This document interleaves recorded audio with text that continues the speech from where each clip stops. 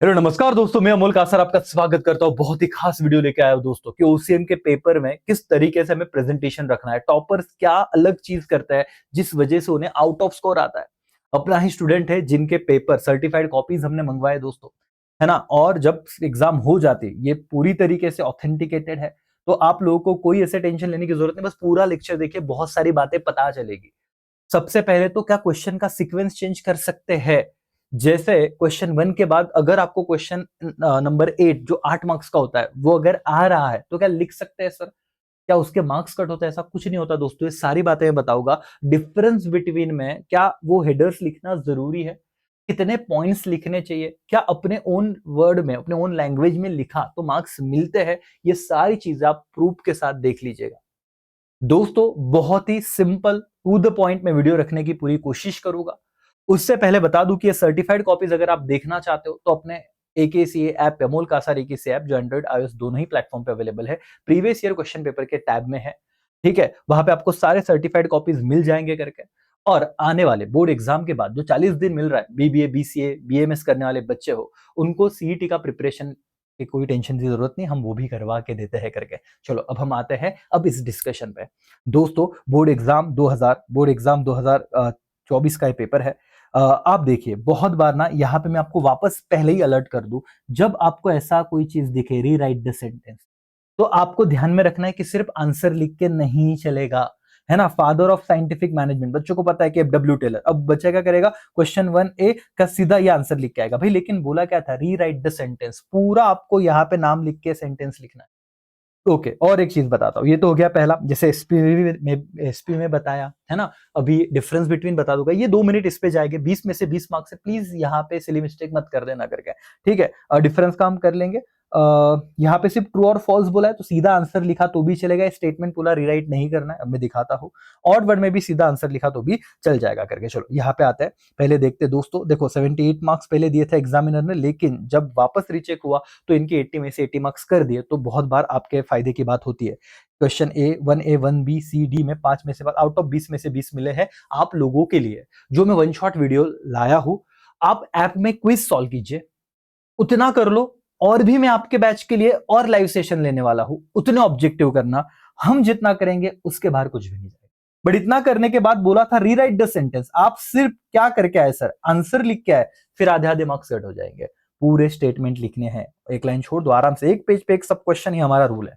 अब तक जितने भी टॉपर्स के पेपर दिखाए ये चीज कॉमन मिली, यस और नो एवरीबॉडी। चलो तो ये वाला हो गया सर। फिर क्वेश्चन नंबर 1B यहाँ पे शुरू हुआ। उन्होंने सबसे पहले तो जो कॉलम ए था वो लिख दिया करके, और देखिए हर एक के बाद लाइन छोड़ा हुआ है, और उसके बाद जो उसका आंसर है ब्रैकेट में उसके नंबर भी लिखे हुए हैं।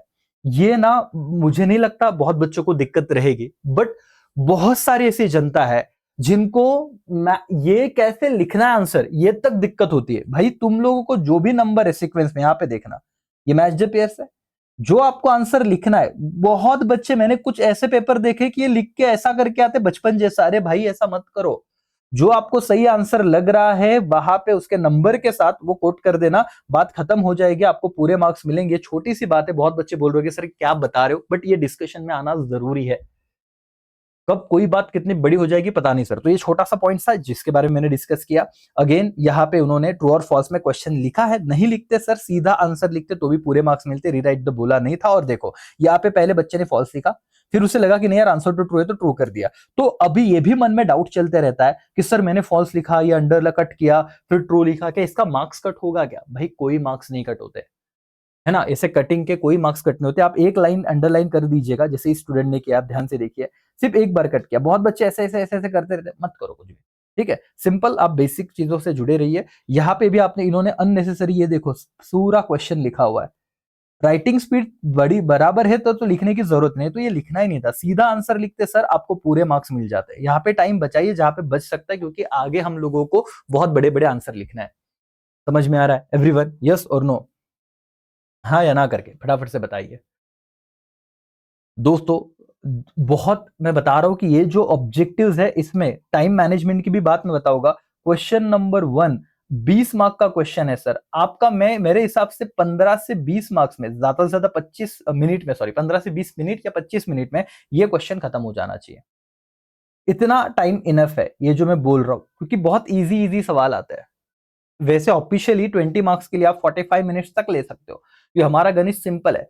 80 मार्क्स 180 मिनट, आप डिवाइड कर लेना, आपको 2 पॉइंट समथिंग सेकंड मिल जाएंगे। सो 2 मिनट्स तो आप एवरेज पकड़िए, ठीक है। जो 40 मिनट तो ऐसे ही होते, लेकिन इतना टाइम कभी लगता नहीं, तो ये टाइम हमें आगे काम में आएगा। तो पेपर कंप्लीट होगा, मैं बताऊंगा दोस्तों। बहुत इंपॉर्टेंट बात है, ये आपने आंखों के सामने देखा, ये ऑब्जेक्टिव था। अब देखिए, ये होने के बाद तुरंत कौन सा क्वेश्चन शुरू हुआ, क्वेश्चन 8। अब मैं बता दूं कि जितने मैं आईएमपी क्वेश्चन दे रहा हूं उस पे वीडियो बन चुका है, उम्मीद है आपने वो देखा।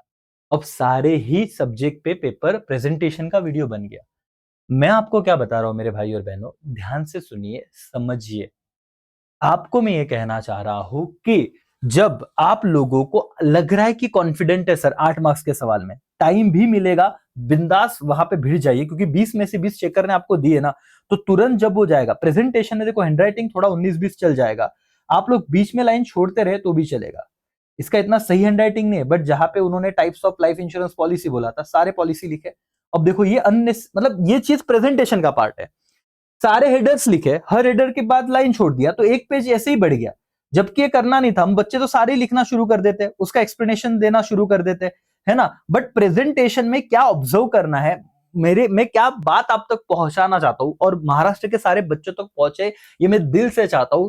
सिर्फ सिलेक्टेड बच्चों तक ये ज्ञान सीमित ना रहे, और वही बच्चे टॉप ना करे। हर एक बच्चों को सीक्रेट पता होना चाहिए। और बच्चों को आता बहुत है, बट वो प्रेजेंट नहीं कर पाते। देखिए, और क्या ही अलग चीज थी सर, मुझे नहीं लगता कुछ बहुत ज्यादा ये डिफिकल्ट चीज है। प्रेजेंटेशन का पार्ट है, टाइप्स पूछे थे, टाइप्स लिख दिए, एक एक लाइन छोड़ के एक पेज भर गया। अब उसके अंदर भी वो सब पॉइंट बता रहे, तो ये पॉइंट लिखा, एक लाइन छोड़ी, वापस ये पॉइंट एक्सप्लेन किया, एक लाइन छोड़ी, ये एक्सप्लेन किया, इंडोमेंट पॉलिसी एक्सप्लेन किया, लाइन छोड़ते गए, एक्सप्लेन करते गए। जैसे उन्हें जो जो नॉलेज पता है, ये एक आंसर को, 8 मार्क्स के सवाल को जब ये इतना प्रेजेंट कर रहे हैं, तो भाई साहब ये देखो, पेजेस सिर्फ देखते जाओ आप। यहाँ पे 7 मार्क्स दिए थे, बाद में जो वापस रीचेक हुआ तो 8 मार्क्स दे दिए, बोले परफेक्ट लिखा है, खत्म बात।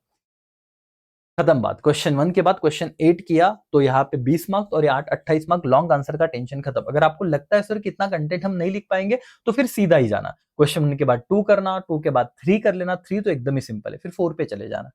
ओके दोस्तों, तो प्रेजेंटेशन 8वें सवाल का बता दिया, आप ऑब्जर्व कर रहे हो। बेसिक चीज से प्रेजेंटेशन में ऑब्जर्व करो कि किस तरीके से प्रॉपर लाइनिंग छोड़ी है उन्होंने, और किस तरीके से आंसर बड़ा बनाया हुआ है। और हैंडराइटिंग बड़ी है तो फिर वो तो दिक्कत है नहीं, बट कंटेंट सही है। ऐसा नहीं कि सिर्फ प्रेजेंट, यहाँ पे मैं सिर्फ प्रेजेंटेशन की बात कर रहा हूँ, आप कंटेंट थोड़ा पॉज करके पढ़ भी सकते हो। बहुत ज्यादा रट्टा मारा ऐसे नहीं, अपने वर्ड्स में लिखा है, लेकिन मार्क्स जरूर मिले है करके। चलो भाई और बहनों, इसके बाद इन्होंने क्वेश्चन नंबर 4 सिलेक्ट किया। तो आप सीक्वेंस देखिए स्टूडेंट का, पहले क्वेश्चन 1 था, फिर क्वेश्चन 8 किया, फिर इन्हें लगता है क्वेश्चन 4 भी आ रहा है, तो क्वेश्चन 4 किया। ठीक है, एक मिनट से, क्वेश्चन 4 है या क्वेश्चन 2 है? ओके सॉरी, क्वेश्चन 2 है, ये एनी 4 लिखा है। फिर क्वेश्चन 2 किया, हटा देते, क्वेश्चन 2 किया। 4 भी करते तो कोई दिक्कत नहीं था, लेकिन क्वेश्चन 2 डिफाइन द टब पे आ गए। 2-2 मार्क्स का था। कितना लिखना है सर, देखो यहाँ पे उन्होंने, पहले मैं आपको पेपर पे लेके आता हूँ, ये देखो क्वेश्चन 2 क्या पूछा था, प्रिंसिपल ऑफ डिसिप्लिन, कौन सा लिखा है उन्होंने? हाँ वही लिखा है, प्रिंसिपल ऑफ डिसिप्लिन। 2 मार्क्स के लिए था, 2 मार्क्स। कितना कंटेंट लिखना चाहिए, प्रेजेंटेशन कैसा होना चाहिए? पहले तो उन्होंने लिखा आंसर 1 का, प्रिंसिपल ऑफ डिसिप्लिन, है ना, हेनरी फॉल वगैरह का नाम दिया हुआ है, सारी चीजें एक एक लाइन छोड़ी, प्रेजेंटेशन छोटा सा। बहुत सारे बच्चे ना यही आंसर 5 6 7 लाइन में लिख सकते हैं। इन्होंने प्रेजेंटेशन कैसे किया है, आप लाइन पढ़िए, मैं कुछ नहीं कर रहा हूं, आप पढ़िए बस। और कितनी सिंपल चीज है, बट कैसे लिखिए, ये दूसरा पॉइंट, ये तीसरा पॉइंट, आप पढ़ते जाइए, ये चौथा पॉइंट। ऐसे नहीं कि बहुत ही सुंदर हैंडराइटिंग है इसलिए आउट ऑफ मार्क्स मिले, बट कॉन्फिडेंस मैटर करता है कि आप क्या सही ढंग से लिखते हो, पेपर कैसे प्रेजेंट करते हो। दिख रहा है एक पेज का आंसर, दिख रहा है एक पेज का आंसर, बट ये ओन वर्ड में है। ठीक है, दूसरा देखिए, ठीक है, second, same third, same fourth, खत्म, एक एक लाइन छोड़ा हुआ है। Question number 3 case study based question होता है दोस्तों। मैं आपको बता दूं कि जितना आप वन शॉट वीडियो देखोगे उससे बाहर कुछ भी नहीं आने वाला। ये सबसे कम टाइम में कंप्लीट होने वाला सवाल है। यहाँ पे आपको एकदम छोटे छोटे आंसर लिखने होते हैं करके, और मैं आपको बता दूं कि देखो कितना सही, एक पेज पे ही आपके 3 मार्क्स हो जाते हैं, खत्म। ये पहला क्वेश्चन 1 हो गया, मतलब 3 का 1 हो गया, अब ये 3 का 2 हो गया, छोटे छोटे आंसर्स हैं। तो इनका सीक्वेंस क्या रहा, पहले क्वेश्चन 1 अटेम्प्ट किया 20 मार्क्स, फिर क्वेश्चन 8 अटेम्प्ट किया 8 मार्क्स, फिर क्वेश्चन 2 अटेम्प्ट किया 8 मार्क्स, फिर क्वेश्चन 3 अटेम्प्ट किया 6 मार्क्स। अब टाइम की अगर मैं बात करूं दोस्तों, तो यहाँ पे आपको चलो 20 मिनट लग जाता है। क्वेश्चन 8 में भी आप 20 मिनट ले लो, वैसे तो 16 होना चाहिए, लेकिन 20 मिनट 25 मिनट ले लो, क्योंकि जो क्वेश्चन 8 है 8 मार्क्स का, वो बहुत आराम से और प्रेजेंटेशन पे ध्यान देके काम करना है, क्योंकि 8 में से 8 मार्क्स आपको अचीव करने वहां पे। 2-2 मार्क्स के लिए आप इतना टाइम देने वाले हो, यहाँ पे अच्छे से टाइम देना। इसके बाद अगेन इसको आप 15 मिनट दे सकते हो, आराम से हो जाता है ये डिफाइन द टर्म वाला सवाल, है ना। 2-2 मार्क्स के क्वेश्चन है, आप 3-3 मिनट भी दो तो भी 3-4-4 मिनट दो तो भी यार आराम से हो जाता है, कोई दिक्कत नहीं। 15 से 16 मिनट, 4-4 मिनट दे दो एक को 2 मार्क्स के लिए, इनफ है, आराम से टाइम ये होता है। और ये तो तुम्हारा मैं बोल रहा हूं कि 10 से 12 मिनट में खत्म हो जाता है। तो अगर आप 11 बजे पेपर शुरू करोगे 11 AM, तो आप देखिए 20 और 20 40 और ये 15, तो 1 घंटे में ना आपका क्वेश्चन 1, 8 और 5 सॉरी 2 ये खत्म हो जाएगा। और 10 तो 1 घंटा 15 मिनट, मतलब आप 12:15 तक कितने मार्क्स का पेपर कंप्लीट कर चुके होगे दोस्तों? 8 और 8 16 और ये मतलब 42-44 मार्क्स के करीब आपका पेपर डन हो गया रहेगा। आधा पेपर डन हो गया 80 मार्क्स से, और अभी तो 1.5 घंटा भी नहीं हुआ है। ये सीक्वेंस है आपका जो आपको समझना पड़ेगा। हेलो एवरीवन, समझ में आ रहा है? और देखते रहिए किस तरीके से प्रेजेंटेशन है। उन्होंने एक एक पेज लेके ये सारी चीजें इस तरीके से की है कि कुछ नया नहीं, बट प्रेजेंटेशन का ये तरीका। आप एक पेज पे दोनों लिखते किधर भागना है पता नहीं सर, शांत रहिए। वो 3 घंटे बहुत ज्यादा मैटर करेंगे। साल भर पढ़ाई की है, बट वो 3 घंटों में अगर दिक्कत कर दी ना, फिर लफड़ा हो जाएगा। यहां तक क्लियर है? यस और नो? इसके बाद दोस्तों एक्स्ट्रा भी उन्होंने लिखा था करके, एक्स्ट्रा अगर टाइम मिले तो लिख के आओ, कोई दिक्कत नहीं। क्वेश्चन नंबर 4 डिफरेंस बिटवीन आपका शुरू हुआ है, यहाँ पे उन्होंने हेडर सेंटर में दिया है मीनिंग, ऑब्जेक्टिव, 4 मार्क्स का सवाल है सर, ऑर्डर, थर्ड, फिर आपका जो भी उन्होंने पॉइंट लिखा है, 5वां पॉइंट ये हो गया, 6वां पॉइंट ये हो गया, 7वां पॉइंट ये हो गया, तो 7 पॉइंट लिखे हैं।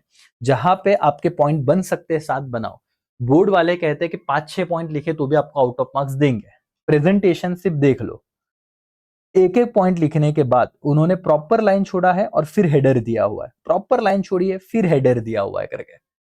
समझ में आ रहा है? और उम्मीद है आप ऐसा ही कर रहे हो, नहीं कर रहे हो तो इतना सिर्फ सीखना है। ये क्वेश्चन 2 हो गया, road transport rail transport, meaning लिखा, कॉस्ट वाला पॉइंट लिखा, ये आपने ऑन पॉइंट बनाया ना। ये हेडर एज इट इज रट्टा नहीं मारने। आपको पता है सर, ये खुद से भी बना सकते हो, मैंने बहुत लेक्चर में सिखाया भी है, जो वन शॉट वीडियो दिया है उसमें। नहीं याद आया तो छोड़ देना, नहीं लिखा तो भी चलेगा, बट कोशिश करो मीनिंग वाला आ जाएगा। आपको जो पता है ना इसमें क्रक्स क्या है, मैं कौन सा डिफरेंस बना रहा हूं, बस वो उसमें से की पॉइंट निकाल के ऊपर लिख देना, खत्म। आपको मार्क्स मिलेंगे ही मिलेंगे। 5-6-7 पॉइंट इसके भी इन्होंने लिखे थे, 7 से 8 पॉइंट लिखे थे करके, 8वां पॉइंट गलत हो गया, बट फिर भी उन लोगों को पूरे मार्क्स मिल गए, 4 में से 4 मार्क्स दे दिए करके। डिस्ट्रिक्ट और स्टेट कमीशन, इसमें भी आप देख सकते हो 5 से 6 पॉइंट उन्होंने लिखे, 6-7 पॉइंट लिखे, 4 में से 4 मार्क्स, और आप एक आधा पॉइंट पढ़ लो और लैंग्वेज भी पढ़ लो, क्या है रट्टा मारा है या खुद के हिसाब से लिखा हुआ है। आप पढ़ लो लैंग्वेज। बच्चे बोलते हैं सर हमारा ना याद नहीं रहता, हमको मतलब रट्टा भूल जाते हैं। एज इट इज इंग्लिश क्यों कर रहे हो भाई, थोड़ा देखना। ये तुम मेरी बात क्यों सुन रहे हो? जो पेपर, जो बच्चों को आउट ऑफ मार्क्स मिले, जिस जिस बंदे ने इसका पेपर चेक किया, एज अ क्या बोलते हैं कि चेकर, बोर्ड का चेकर, क्या सोच रहा है वो देखिए, मार्क्स तो मिल ही रहे। क्वेश्चन 4 हो गया सर। इसके बाद अब मेन सवाल हो चुका है। कुछ टिप्स एंड ट्रिक्स देख लो दोस्तों। क्वेश्चन नंबर 5 इनका शुरू हुआ। यहाँ पे अगेन आपको पूछा था कि बताओ 4 प्रिंसिपल ऑफ हेनरी फ्यूल। वैसे तो 14 प्रिंसिपल है, लेकिन जब 4 प्रिंसिपल पूछा तो 4 प्रिंसिपल के हेडर बताए यहाँ पे, ओके, और एक एक लाइन छोड़ दिया। अब इन सबको उसने एक्सप्लेन किया हुआ है स्टूडेंट ने। जैसे principle of unity of command, इसको एक्सप्लेन किया, वापस एक लाइन छोड़ा, इसमें भी एक्सप्लेनेशन चल रहा है, भर भर के जहां पे पॉसिबल है ड्राइंग निकाल रहे हैं, खत्म, है ना। Principle of unity of direction, principle of order, आप जो भी 14 में से 4 लिखना चाहते हो लिखो करके। ये देखो इतना 5 मार्क्स का आंसर, बट कितने पेजेस पे गया? 4 मार्क्स का आंसर, 4 में से 4 मार्क्स मिल गए। समझ में आ रहा है मैं क्या बताने की कोशिश कर रहा हूँ? छोटा वीडियो रखने की पूरी कोशिश करता हूँ, बट बड़बड़ करते हो 15-20 मिनट हो ही जाते हैं। मैं पूरा कोशिश करता हूँ कि 8-10 मिनट के अंदर रखूं, बट हर एक सवाल भी दिखाना है। मुझे ये बताना है कि भाई हम लोग एक तरफ पढ़ रहे हैं, मैं पढ़ा रहा हूँ, बट दूसरी तरफ आप क्या गलत करके आओगे, कुछ भी लिख के आओगे, प्रेशर में पेज बताने जाओगे, चिपका चिपका के लिखोगे, अरे तो उसको टाइम समझेगा ही नहीं। इसका हैंडराइटिंग इतना सही नहीं है, बट जिस हिसाब से उसने लाइन छोड़ के लिखा है ना, तो थोड़ा अच्छा लग रहा है। आपको भी देखते वक्त सही लग रहा होगा कि यार ठीक है सर, एटलीस्ट थोड़े एफर्ट्स लिए तो पढ़ते तो भी आ रहा है। एवरीवन, ठीक है, तो ये मोटे मोटे तौर पे मैंने आइडिया दिया आपको, यहाँ से ऑब्जर्व कीजिए। ऐप में प्रॉपर पेपर है, आराम से देख लीजिएगा कैसे किस तरीके से करना है करके। क्वेश्चन 6 जस्टिफाई, इसमें वन शॉट वीडियो देखना। जस्टिफाई में भी रीजन फॉर जस्टिफिकेशन लिखते वक्त एक एक पॉइंट लिखने के बाद इंपॉर्टेंट पॉइंट के नीचे अंडरलाइन किया, लाइन छोड़ा, तो जस्टिफिकेशन के आंसर लिखते वक्त भी प्रॉपर लाइन छोड़ के सारी चीजें चल रही है। ओके, ये जस्टिफिकेशन का लास्ट लाइन खत्म। थोड़ा आंसर हैंडराइटिंग बड़ा जब होता है ना तो ये फायदा हो जाता है। बहुत कुछ अलग नहीं, बट आप लोगों को ये समझ में आ रहा है कि किस तरीके से चीजों को हम डील कर रहे हैं करके। देख लीजिए, छोटे छोटे पॉइंट्स हैं, छोटे छोटे पॉइंट्स। यहाँ पे 3 था, बाद में 4 कर दिए, तो एक एक मार्क्स कम हुआ था ना। एक ऊपर आपने देखा था 7 में 8 में से 7 दिए थे, किधर कट हुआ था, वो भी बढ़ा दिया कि सही है चलो आउट ऑफ दे देते करके। तो दोस्तों इस तरीके से क्वेश्चन 7 5 मार्क्स का होता है। आप प्रेजेंटेशन सिर्फ देखिए। राइट पूछे गए थे कंज्यूमर के, तो इन्होंने सारे राइट्स पहले लिखे और एक एक लाइन छोड़ रहे। बच्चे कहते हैं सर ऐसा करना सही है क्या, एग्जामिनर हमारा मार्क्स तो नहीं कट कर देगा। भाई प्रेजेंटेशन देख, इसमें तुम तो बोलोगे कि सर ये तो बहुत कॉमन चीज है, ये डायरेक्ट आंसर लिखते हैं। बताओ सामने वाले को, मेरे वाले 3 ही घंटे, पूरे साल भर मेहनत की है तुमने या जबी भी की, लेकिन वहां पे दिखाओ भाई कि हमको आ रहा है, लिखो। अब इसको एक्सप्लेन कर दो, अभी एक्सप्लेन कर दिया। 5 मार्क्स का सवाल है, आ रहा है, टाइम क्योंकि बचा हुआ है, 8वां क्वेश्चन हो चुका है, टाइम ही टाइम है सर। तो इस तरीके से आपको पेपर प्रेजेंट करना है। ये कुछ चीजें जो मैंने आपको दिखाई दोस्तों। सारा पेपर आपको, पूरा पेपर मिल जाएगा एक इसी ऐप पे, यहाँ पे आप देख लेना, कोई दिक्कत नहीं है। ओसीएम में इंपॉर्टेंट क्वेश्चन मैं आपको दे चुका, उसका वीडियो करीब करीब 20,000 से ज्यादा बच्चों ने देखा है अब तक, तो और ज्यादा 50,000 हो गया रहेगा, है ना, जब आप देखोगे 1 डेढ़ महीने में। आपको सिर्फ पढ़ाना ही नहीं है, एग्जाम हॉल में किस चीजों का ध्यान रखना है वो भी मैं इस तरीके से बता रहा हूं। अकाउंट हो चुका है, इको हो चुका है, इवन एसपी हो चुका है, ठीक है, ये ओसीएम चल रहा है, सारे सब्जेक्ट के वीडियो पेपर प्रेजेंटेशन पे बन चुका है। अब आपका एक ही, जब आप पेपर भी दोगे तो ये कोशिश करना कि आपको जो बोर्ड का पेपर जो स्टेशनरी पे मिलता है 5-7 रुपए का, उस पर सॉल्विंग करना है, ताकि आपको आइडिया है कि किस हिसाब से चीजों को डील करना है। चलो, थैंक यू सो मच दोस्तों। उम्मीद करता हूं आपको ये सीरीज पसंद आई हो, और इसमें सारे ही सब्जेक्ट के बारे में हमने प्रॉपर तरीके से डिस्कशन किया हुआ है कि पेपर प्रेजेंटेशन में क्या ख्याल रखना है। चलो, thank you so much, bye bye, take care, जय हिंद, जय भारत।